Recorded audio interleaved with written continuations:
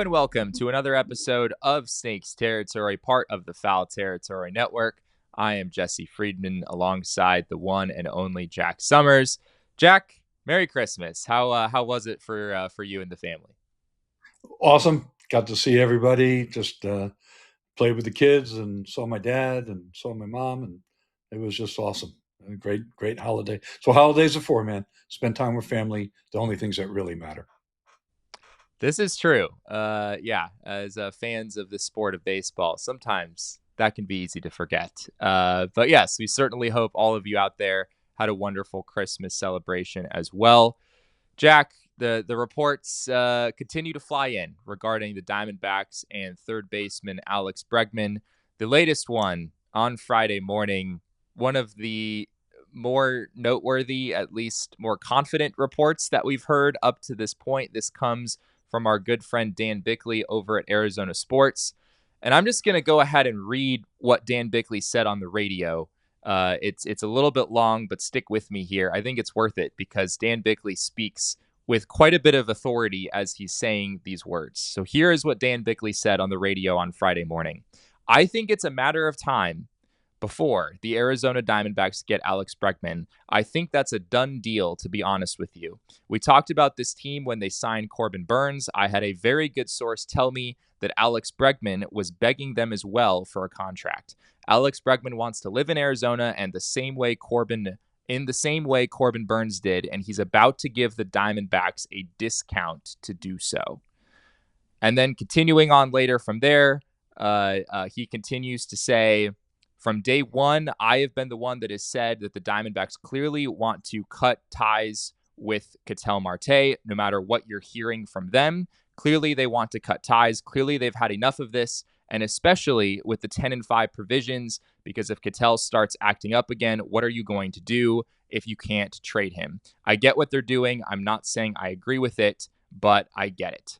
And I guess the other part of this that I missed, Dan said previously, he with regard to Alex Bregman, is going to be on this baseball team. It's just a matter of if they can trade Ketel Marte beforehand.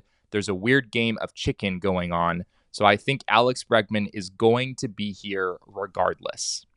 Now, just for some context for people who might not know, Dan Bickley has been a respected reporter in Arizona for a long time, worked at the Arizona Republic for a number of years now, is a radio host over at Arizona Sports. Jack, what do you make of these words spoken by Dan Bickley this morning? Well, to say what he said so emphatically, so matter of fact, was stunning. And it stunned his on-air co-host, Vince Morata. I mean, Yes. I was looking at this on YouTube, and Vince's eyes just went wide, and I mean, he was taken aback by just how emphatic Dan reported that. So there's that. And look, Dan has his sources, right? I mean, he has sources both within and without outside the organization. Um, just the nature of part of that, the first part of that report, it sure sounds like that would be from within the organization. The part about Bregman begging them for a contract and all that. I mean, Scott Boras didn't tell him that. No. So, and I'm sure Alex Bregman didn't tell him that. So my guess is that had to come from within the organization, or a scout or somebody that he knows. So I'm not just discounting this at all, as oh, a shock jock went off and made a bold statement. I know that Dan sometimes makes comments and statements that a lot of people are uncomfortable with. That's part of his job. But I have, like you said, I have respect for him, and he's a journalist. He wrote for a very long time, and covered the team very closely as a reporter, and now does so on the radio. So he's accomplished far, far, far more than I ever have in this industry. And so the last thing in the world I'm going to do is belittle any of his sources and reporting. So that's where I stand on that. Now, interestingly, Bickley's colleague over at Arizona Sports, John Gambadoro, another Valley reporter who we cite quite frequently, certainly a respected voice, has broken a lot of news in Arizona sports over the years. Gambo responded to what Dan Bickley said on the radio and said, have never ruled it out, talking about the D-backs signing Alex Bregman. Still think it is a long shot, but not impossible. But yes, would depend on a Marte trade for it to happen. Don't see it happening unless they move Marte. And Bickley referenced this as well in that quote that I read earlier. He talked about this weird game of chicken that is being played right now where maybe the Diamondbacks really do have a strong upper hand when it comes to signing Alex Bregman. And I don't know, maybe it is the reason that we haven't heard much in the way of Alex Bregman reports around baseball the past few days. Maybe the reason is actually because the Diamondbacks are the team that Bregman wants to go to. But in order to facilitate that happening, the D-backs need to trade Ketel Marte first. And obviously that has not happened yet. And we talked about some stuff along those lines in our last show where it has kind of started to sound like maybe the D-backs are leaning against trading Ketel Marte. I don't know what to make of this, Jack. I mean, it feels like it sort of changes by the day, but given how confident Dan Bickley sounded on the radio today, and if it really is the case that a Ketel Marte trade has to happen first, which is certainly seems to be the consensus from a number of different reports, then yeah, I mean, maybe it's just a matter of time before the Diamondbacks trade Ketel Marte and then shortly thereafter get something done with Alex Bregman. Right. And I feel like I need to say that it feels like to me, and I don't know for a fact that this is true, but it just feels like, this is speculation, that the Diamondbacks really made a mistake in the way they handled this situation over the summer. I think that, look, clearly somebody within the front office spoke to Nick Picoro. That caused him to write the report he did and then follow up and ask teammates questions. Forget about the timing of the article and why it was a month later. That's not important. What's important is that people in the front office spoke to the local newspaper reporter to complain about Ketel and what happened. That's a fact. That happened. Anyone that thinks that that didn't happen is just plain flat out wrong. That absolutely happened. Okay. Yell at me in the comments if you want, but I'm telling you that Nick didn't write a false report. He didn't make it up. Front office members spoke to Nick Picoro and complained about the Ketel situation. There is zero doubt in my mind that that is true. So why did they do that? To me, that seems really short-sighted.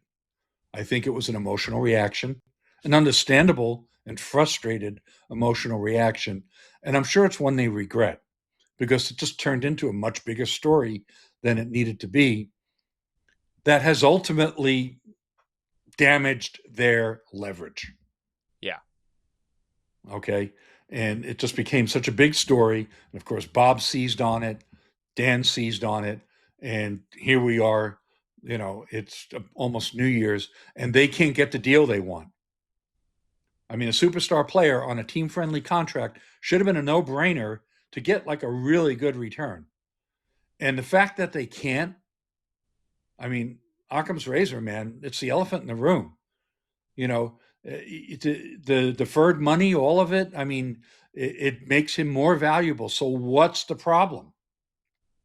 The problem is that he's viewed as a big problem in the clubhouse. And the irony there for me is that from my observations, I mean, Ketel is not disliked in the clubhouse. He's not a problem. He's not an irritant. He's not a pebble in the shoe type of guy at all. He's pretty quiet. He sticks to himself.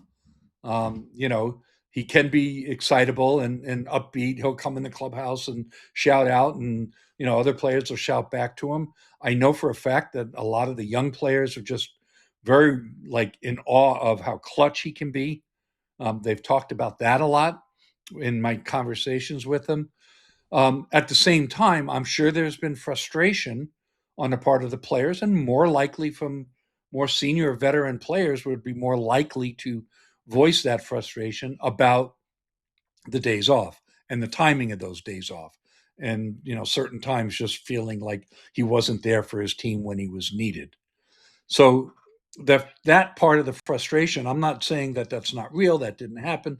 I'm sure that happened too, but I actually believe that this whole thing about him being a clubhouse cancer, I think that's way overblown.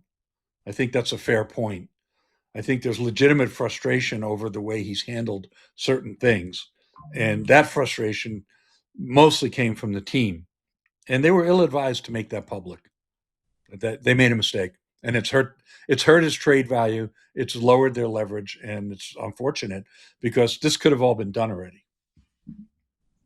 The thinking before was that the Diamondbacks would need to trade Ketel Marte before signing Alex Bregman in order to maintain their leverage, because you figure if they couldn't keep both of them, at least that's been the general thought.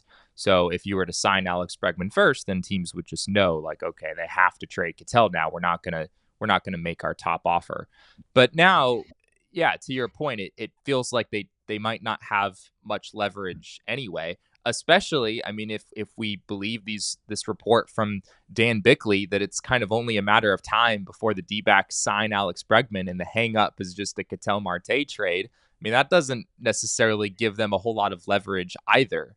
So it's just a tough situation where they've got a really, really good player on the market, clearly available, and the Diamondbacks just have not been able to get what they want for Ketel up to this point. And it sounds like, I don't know, Jack. This is my speculation. This is certainly not sourced reporting, but it feels like at a certain point they might have to be the team that blinks first. I mean, that's been the talk for a while now, right? Who's going to blink first? Are the Diamondbacks going to accept a little bit less than what they want to accept for Ketel, or is some team going to go out there and be willing to throw in that extra piece or whatever it might be in order to get a deal done? It seems like they're pretty motivated to do this. And Dan Bickley affirmed that. Ken Rosenthal affirmed that they seem to be motivated to do this with the looming 10-5 rights. It just feels like this is something that the Diamondbacks are very much prepared to do, and they don't want to go out there and accept way less than what they think Ketel is worth. But it feels like they're just really far down this road of trading him, and it sounds like, I guess, they have a pivot ready to go, in that they're maybe ready to bring in Alex Bregman on the back end of pulling off that trade. Yeah, it's funny. The Red Sox, I guess, a report came out that the Red Sox were looking for frontline starting pitching for Jarren Duran. In the past, like we talked about Jarren Duran and Peyton Tolley or Connor Early or somebody like that. Yeah. Like, and here, you hear about what they're looking for. So like that was never in the reality, and you can kind of got the sense of that because all of a sudden, some of the Red Sox hitting prospects and lower ranked pitching prospects got, tossed out there, and it kind of sounds like that's what they were offering. And well, I proposed a trade with the Marlins, and we later heard from the Marlins that Yuri Perez is not touchable, not gettable. Yeah. So I think that you can clearly see that the Hunter Green deal isn't happening. Who knows, So Jack? I mean, who knows? It's just that frontline starting pitching isn't there. I still think that the Marlins make sense. And we're going to talk about the Pete Fairbanks signing a little bit later. But considering what they've done there, I mean, they really needed a lot more offense. And I still think they make sense. So maybe you kind of move off of, Perez and say, okay, well, Edward Cabrera, and go ahead and get me that reliever, Josh White, with the great slider and the 40-something% strikeout rate. And then if you can get an Xavier Edwards thrown in there, or, another good position player, that might, maybe that's too much to ask for. But my point is that it seems like the Marlins should be stepping up, and Ketel should be just the type of guy that they need. They need the offense. The next 2 years, his salary is very manageable. There's a lot of deferrals in there. So there's a lot of things in there that make sense for the Marlins. I mean, they're clearly not punting 2026. They're expecting to compete. Otherwise, they don't go out and spend what they spent on Pete Fairbanks. So I don't know. Like you said, the D-backs may have to blink first. They're clearly going to have to lower their asking price a little bit if they want to get this done. Circling back to Alex Bregman, we talked about him quite a bit in our last show. I know you put together this surplus value calculator. This is Alex Bregman, what he would make if he were to sign for 6 years and 156 million, which seems like a reasonable price range. And then we have here his projected WAR for each of those seasons, how much that would be worth in dollars, and then you come up with a surplus value of 5.7 million if you were to sign for 156. And based on the reporting that we're getting here from Dan Bickley, it sounds like maybe Alex Bregman would be willing to do what Corbin Burns did a year ago, where he takes a discount in order to facilitate this deal happening. Jack, I know you were pretty hesitant about giving Alex Bregman everything that he is asking for in our last show. Would you feel better about it if he were to lower the price a little bit? Maybe it comes all the way down even to 6 and 150, which is a little lower than a lot of people have projected for him. I mean, on paper, at least, the surplus value comes out on the positive end at that point. Yeah, I mean, this sounds like if there really is a discount to be had, that the average annual wouldn't be higher than 25, might even be a little lower than that. And if you add another 6 million to the surplus value, you get up to about 12, and then you defer money and say, he's willing to defer $5 to $10 million a year. So if you're deferring a significant amount of that, now you've got the NPV net, the value time value of money, net present value. Then maybe you're getting to the point where, your surplus value isn't 12 million, it's 20 or 25 million once you account for some deferrals. So obviously, if they can get that, if they can get a little bit lower average annual, if they can get more deferrals involved there, and they can get that projected surplus value up to around 20 million or more, then it's a different story. I mean, it's still a player that's, you're signing out to age 37, and there's risk in that everybody understands. It's still a player that's had 2 serious quad injuries in the last 5 seasons. So there's still that problem. It's still a player that doesn't impact the baseball as hard and is very contact dependent. So you have to keep a close eye that there's no degradation in his contact skills as his bat speed slows.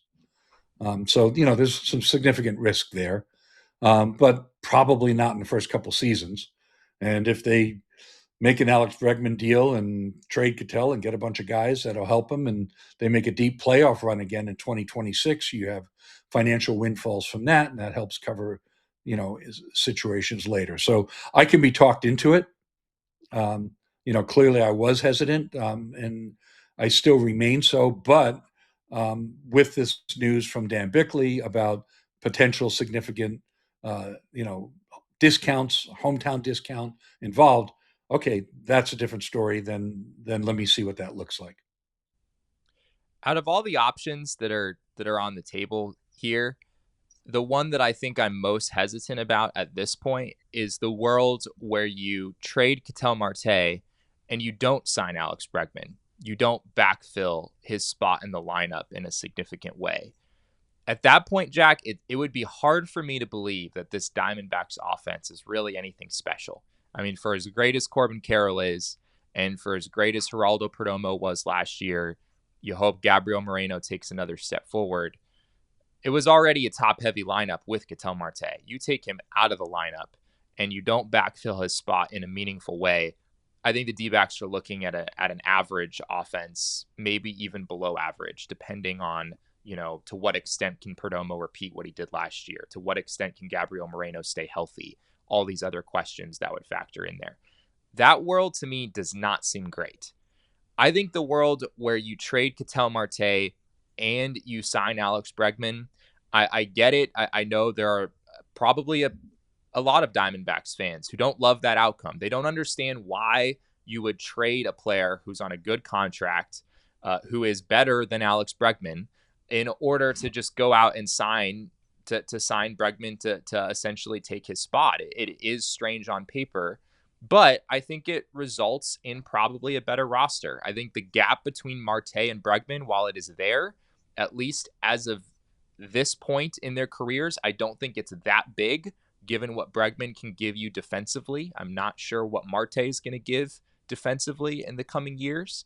And then also, you at least hope that you can get something of value for Ketel, even if it isn't that flashy frontline pitcher that we've been talking about for multiple months. If you can get a valuable, mid-rotation starter at least who has some control, or you can get a guy who's on the doorstep of the majors, has a lot of potential, but maybe isn't proven yet. If you can get a back-end reliever somehow, which I think is also certainly could factor into the return of a Ketel trade, I think it's probably a better team on paper. As weird as it would feel, I think it's probably a better team on paper. And if Ken Kendrick is willing to spend the money to pay for the difference, because there certainly is a difference in what Ketel is making versus what Alex Bregman likely would make, I think that makes a lot of sense for this team. Well, the D-backs might not blink, but you and I sure have. We spent the whole offseason, pounding the table that you have to get the monster return. You have to get that frontline starter. You have to really hit a home run here. If not a frontline starter, just somebody with so much upside, or a couple of guys like that. I mean, we talked all offseason about you got to get that haul or you don't do this move. And I think and I both, still both of us here are kind of lowering that trade expectation as we speak. So we're blinking. I think so. Yes and no, because I think I still feel that way if you are not willing to backfill in a meaningful way.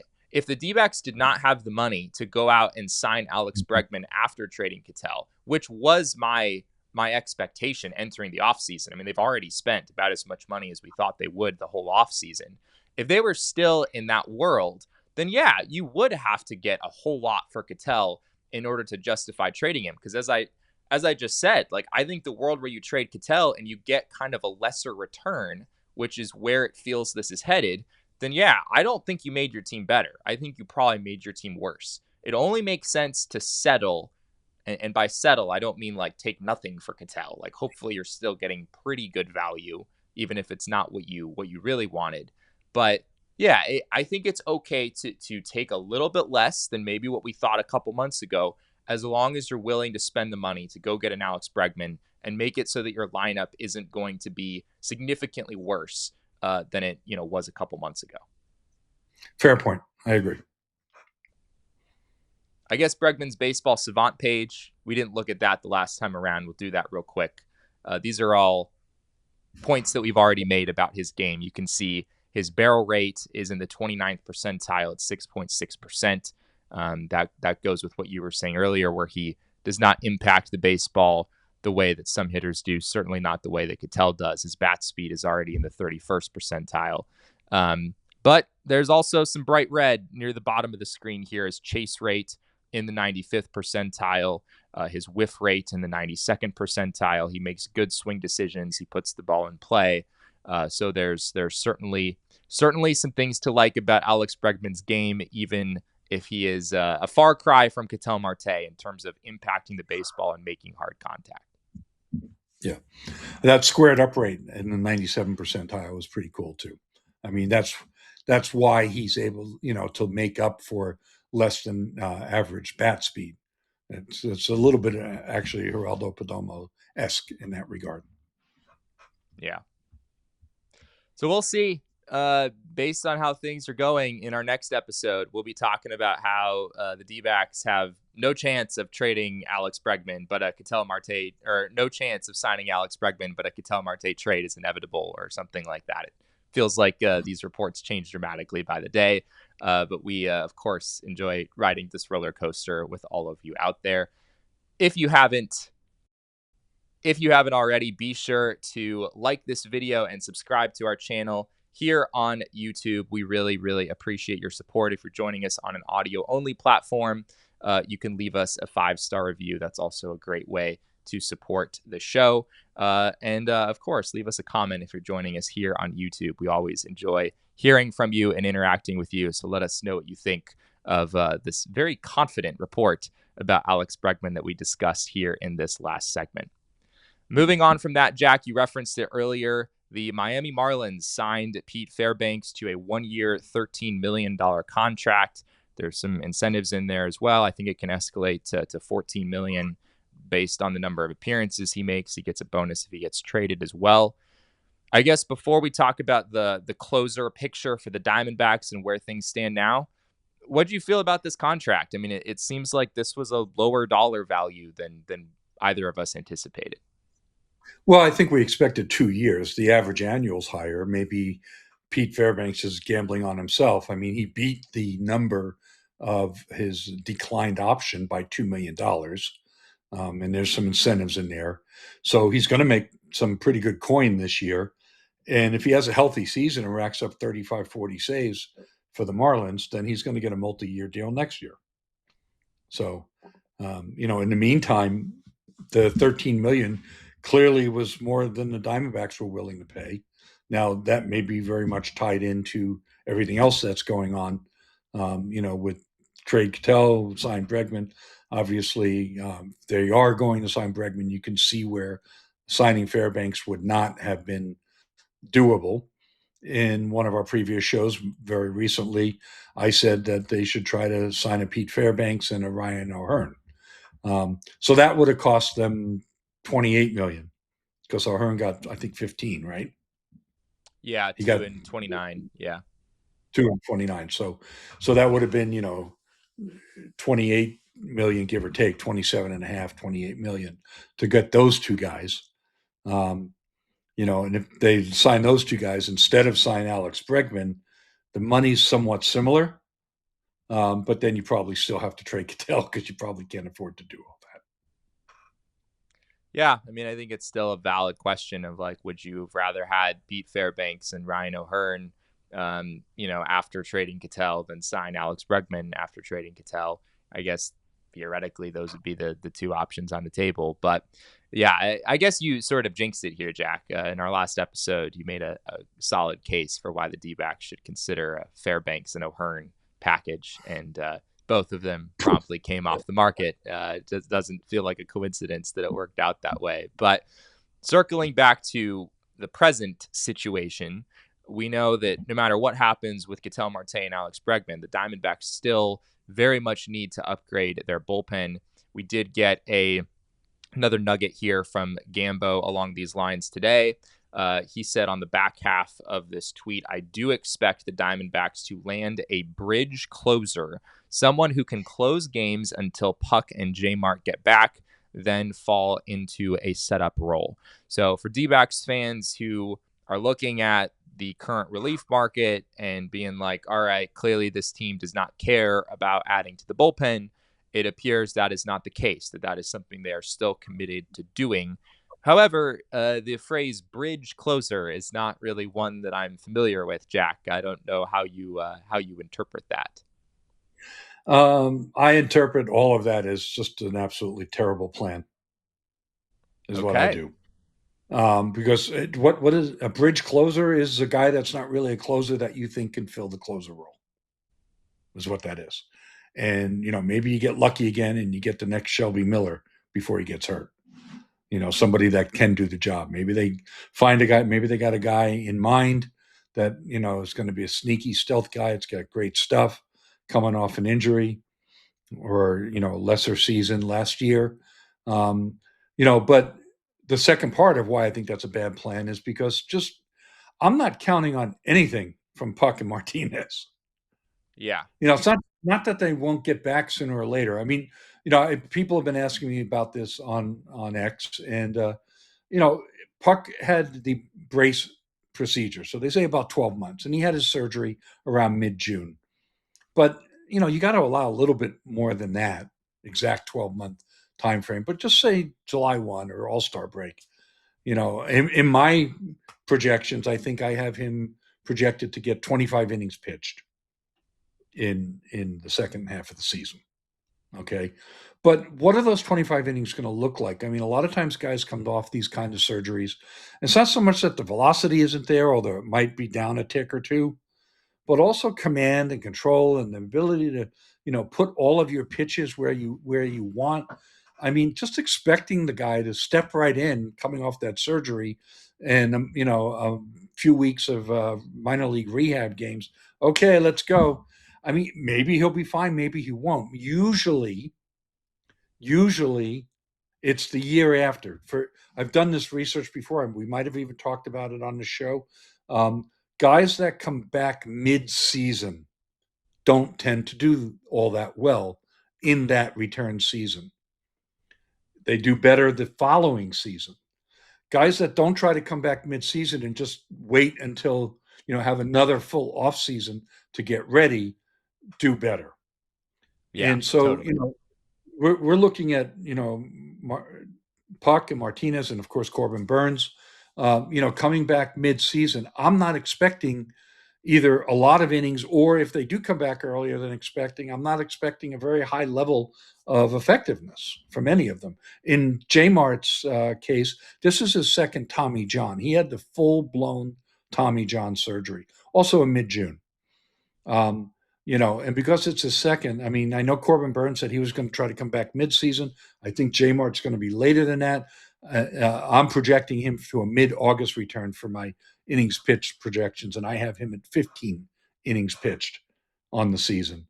So, we'll see. I mean, like maybe Puck and Martinez come back and they kind of struggle a little bit, but somehow the Diamondbacks make the playoffs and they catch their stride in October. Who knows? Um, but just, I really want to caution everybody. Well, Puck and Martinez are coming back and they're going to be fine, and then the bullpen's going to be great in the second half of the season. If that's the Diamondbacks' plan, then I think they're making a huge mistake. It's one thing for us to be hopeful or wishcast or fans to kind of want to push aside those risks.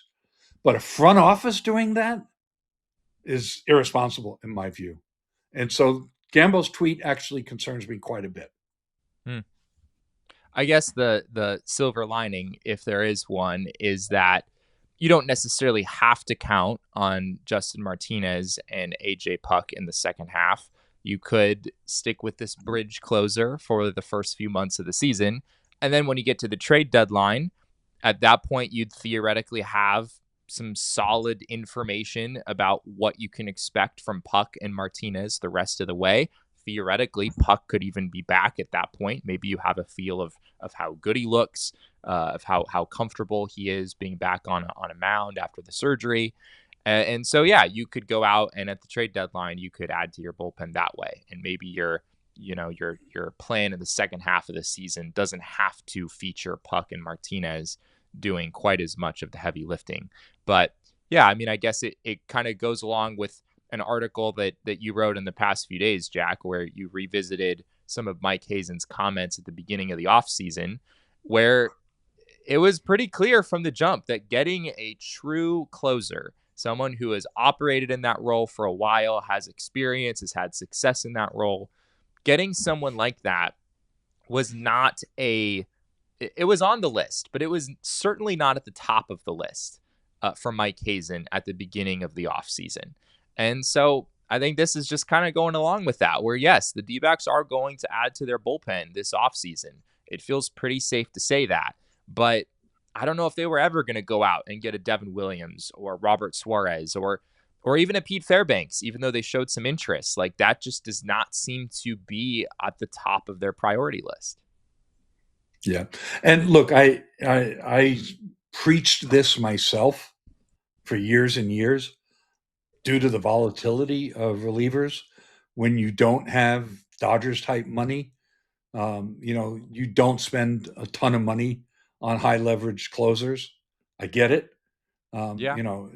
Preaching to the choir. I said the same things myself for years and years, but after enduring years and years and seeing not complete and utter, but near total failure of the team to develop, their own internal solutions at the position. And they finally did with J Mart, and he had two Tommy John surgeries. Um, it's not something that you can just say, well, bad luck, but you got to stick with that. Sometimes you have to shake it up and you have to get out on the end of that limb and try something that you haven't done before. You have to get uncomfortable if you want to try to win in this league. And, look, I'm not looking forward to seeing another team at the trade deadline with an 8-19 record in one-run games and, first, second, or third in the league and blown saves. Uh, you know, uh, then are they even going to be in a position to buy if that happens again? Yeah. Yeah, I mean, you don't want to look at the bullpen as a trade deadline problem. I think there are teams that sort of take that approach where if you figure you're going to be somewhere in the middle, then maybe you don't go too big on the bullpen in the offseason. And then when the trade deadline rolls around, sure, go pay big for that closer or whatever if you think it'll put you over the hump. The D-backs have operated in that space for a while. In terms of like actual names, Jack, I mean, when I hear the phrase bridge closer, it's hard to know who that would be. I guess there are players on the trade market, maybe.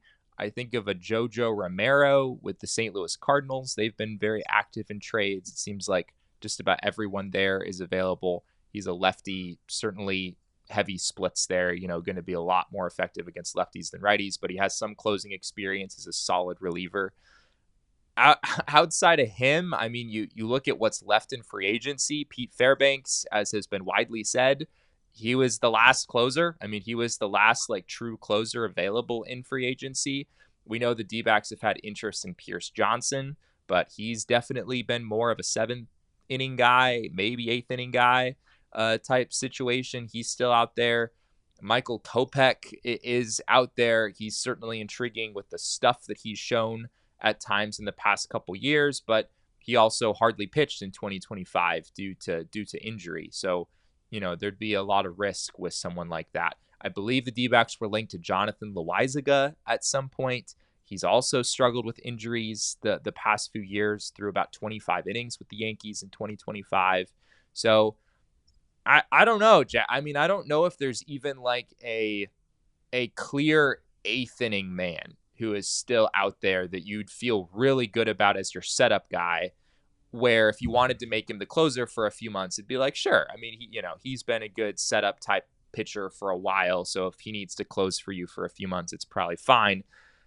I mean, is it Sir Anthony Dominguez and his 13-14% walk rate from 2025? Like, I don't know, That's the Jack. name I just clicked on, by the way. What say that again? That's the name I just clicked on. Okay. Yeah, I mean, he's I mean, he's because maybe he's the a best tough guy. reliever left. Yeah, he's a stuff guy. He still throws 98, but he, coming off basically his worst season ever walk wise. So, but he didn't give up that many home runs. Maybe you figure if he gets his walks back down to his career averages prior to last year, then he could be pretty effective. But he's projected to make 216, $8 million a year. Guys that throw 98 with his kind of track record, he's not going to be that cheap. And this 216 that he's projected is probably going to be 220 at the end of the day. Yeah. Pierce Johnson. I mean, if Pierce Johnson was gettable for $5 million, it'd probably already be a Diamondback. Roster Resource hasn't projected at $5 million. I don't think he's going to go that cheap, but we'll see. Kirby Yates is available. I guess. I mean, maybe Kirby Yates has this weird thing going where he's either sort of mediocre and or hurt, or he's like the best closer in baseball. So maybe he has one more good year in him, and you could take a big swing there. But I mean, it sounds like whoever this is, the D-backs are putting a decent amount of responsibility on his shoulders. I don't know how much risk you can afford to take. Maybe you'd want to be more conservative with a Pierce Johnson type than swing big for someone whose ceiling is high, but whose floor is pretty low or who has, a long track record of injuries. Yeah. One thing I do want to say, and I'm just going to tease a little bit something that's going to be coming up if not our next episode, but pretty soon.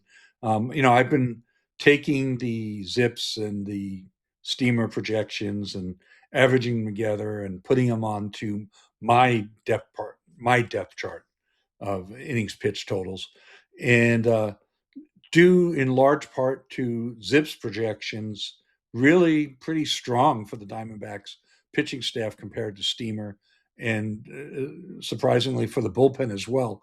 It might be a little bit better in the bullpen than originally thought.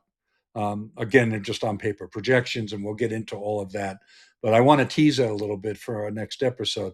Maybe the Diamondbacks are looking at the same thing that I kind of discovered over the weekend, over this past couple of days of diving into these projections, and maybe they're even higher than that. So that could be part of what's happening here as well. I guess that was a big goal for them at the trade deadline, right? Is to add at least some interesting arms that they could plug into bullpen roles. And we saw some good things from Brandon Garcia down the stretch, even though it wasn't always pretty.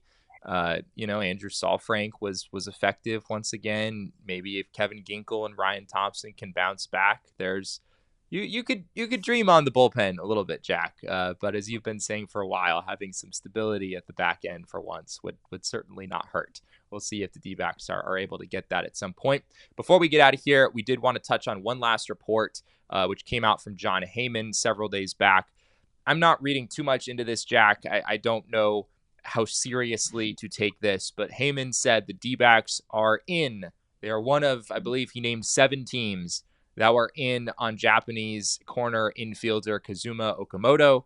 Okamoto, of course, has been sort of compared and contrasted with Murakami, who just signed with the Chicago White Sox a few days ago. Okamoto being the higher floor, but probably lower ceiling player of the two, does not have Murakami's raw power, but he still put up pretty good numbers in the NPB in 2025, Jack. A 322, 411, 581 slash line, 15 homers, 51 RBI. That happening in about half a season. He was on the injured list for about half the year out in Japan, but has generally been durable in years past. And he's 29 years old, Jack. He's not Murakami, where you feel like he could be an up and coming star potentially, but he's been a solid performer in the NPB for a long time, and he plays both third base and first base, certainly positions where the D-backs could use some help. Yeah, well, for me, I can make a case where I think Okamoto has a higher floor and a higher ceiling, I should say, because traditionally, with the exception of Shohei Ohtani, Japanese hitters have lost on their home run, home runs, at bats per home run. It's on average about half in Japan compared to the USA. And I posted something on Twitter about that earlier in the week. Nobody, even guys like Hideki Matsui, who was, Godzilla in Japan. I mean, he went from like 13 at bats per home run to like 25 in the majors, and middling guy, and he was just as prolific a home run hitter as Murakami. And middle guys with kind of more middle of the road power, 20, 30 home run guys. Again, they all go from 15 to 20 at bats for home run to like 35 to 40 in Major League Baseball. I think Seiya Suzuki probably didn't lose quite as much on that, but a lot of guys. Then there's other guys that were hitting 20, 25 home runs every year, and they hardly homered at all in major leagues. So, in Okamoto's case, I think he has more defensive value, and he definitely hits for higher average and on base. And so between the defense and actually being able to play third base, as opposed to Murakami, who's really relegated to first base at this point. So I think the defensive value and batting average and OBP potential out of Okamoto gives him, for me, an actually higher ceiling in MLB. I think Murakami's probably 20 or 25 home run guy and struggles to keep his batting average up. Whereas Okamoto might not hit you 20, 25 homers, but I think that he'll hit for a decent average in OBP. So I think in this case, he clearly is just like a backup contingency kick the tires type guy in case they couldn't work things out with Bregman, and just see what the dollars would be. We'll find out pretty soon. We do have a baseball savant-esque page that we can show here for Okamoto just to get a little bit better of an idea of what he did out in Japan this past year. What really stands out to me here, Jack, is the strikeout and walk rates. See in the far left column here, combining his numbers against righties and against lefties, an 11.3% strikeout rate, an 11.3% walk rate. League averages you can see printed there. It's an 18.4% league average strikeout rate over in the NPB, which is quite a bit lower than in the majors.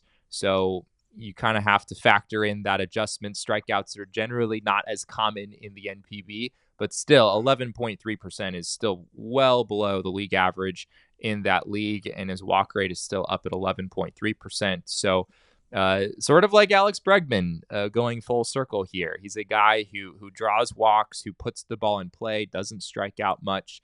And at the same time, he did do quite a bit of damage on balls in play out in the NPB. You can see his pull rate is up. He pulls the ball a lot. His fly ball rate also up over the 90th percentile. Guys who pull a lot of fly balls tend to hit more home runs. So Okamoto certainly uses that to generate his power. Jack, I'm curious if there's anything else here that stands out to you. Yeah, well, I mean, whether or not he can pull, major league velocity out of the Yeah. ballpark's another thing altogether. You just don't know till you know. Some guys can adjust to it more readily than others, but this is kind of what I'm talking about when I say that he might actually have a higher ceiling. The notion than Murakami. So I think this is a solid all around player. He's still, not too old if you don't have to sign him for 5 or 6 years. If you get him on a 3-year deal, get him for his, 29, 30, 31 seasons. It's a very good possibility that he could be a pretty decent player in Major League Baseball. MLB Trade Rumors projects him to get 4 years and $64 million, which, yeah, it's hard for me to imagine the Diamondbacks going to that lengths for a player that you feel pretty good his game will transfer over, but you don't really know until you know. So there's certainly going to be some, at least a little bit of risk in signing someone like him. I don't know if I see the D-backs going to those lengths, especially, Jack, considering that apparently they are for sure signing Alex Bregman. So third base is already filled, I guess. I don't know. It's a moot point. That's why we ended the show with this one. Yeah, because of what we talked about in the first segment, where Alex Bregman is a done deal, in the words of Dan Bickley. Alex Bregman signing with the D-backs. Maybe these rumors with Okamoto are completely nothing at all. But again, this was John Heyman mentioning the D-backs as one of 7 teams, and anytime a baseball insider uses the phrase "in on," like such and such team is in on that player, I never really know what that means. Like, does that mean that they are actively negotiating with that player's camp? Does that mean that they checked in on the player's market like a month and a half ago and haven't said anything since? But that still means like that, yes, they were in on him at one point. So I wouldn't take any of this too seriously, but Okamoto is certainly a compelling player. Will be really interesting to see how his game transfers over, and who knows, maybe there's a world where the Diamondbacks wind up with him in 2026 and beyond. Well, thank you to all of you for being with us on this episode of Snakes Territory. We really appreciate your time as always. As I said earlier, if you want to support the show, a great way to do that is to hit the like button on this video. It really works wonders for us. And hit the subscribe button while you're at it. And the bell button as well, so you get notifications and never miss an episode of our show. If you're joining us on an audio only platform, it also really helps us out if you'd leave us a 5-star review over there. We would really appreciate that. And yes, Jack is supporting, showing off his Snakes Territory merch. You can get that over at snakesterritoryshop.com. I believe the promo code HOLIDAY is still active. So you can get a discount, I believe, over at snakesterritoryshop.com. I think that is still a thing. So take advantage of that until it is before it is no longer a thing. You can find all of Jack's great written work over at Arizona Diamondbacks on SI, including that story I referenced earlier. He looked back at some of Mike Hazen's comments about the bullpen going into the offseason, how maybe we shouldn't be all that surprised that the D-backs didn't sign Pete Fairbanks or any of the other closers that came off the market. Jack, before we say goodbye, any final thoughts? Not a whole lot. I just think that, like everyone else, I'm really looking forward to some speedy resolution that we were promised by Gambo to the Ketel Marte situation, so that we can move on with the offseason and kind of figure out where this team is headed. I'm really looking forward to talking about, okay, how's this guy project? How's that guy project? What can we expect from this guy? And we just don't really know what the team is ultimately going to look like, in 2 months' time. So let's get Definitely. going, guys. Yeah, it is definitely more enjoyable to talk about moves that have been made than talking about what moves could be made for, the 17th consecutive episode. So we look forward to all of those days with all of you coming up. Thanks again so much for being with us on this episode. We really appreciate it. And we'll be back with another episode of Snakes Territory very, very soon.